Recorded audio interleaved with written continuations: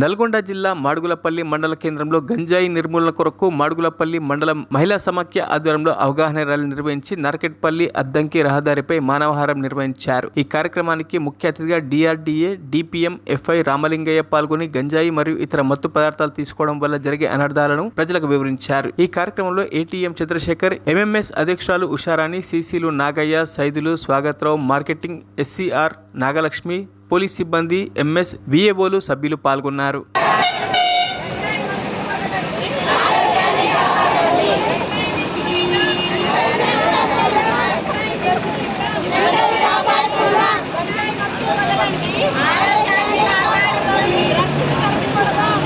మరిన్ని అప్డేట్స్ కోసం మా ఛానల్ని సబ్స్క్రైబ్ చేయండి.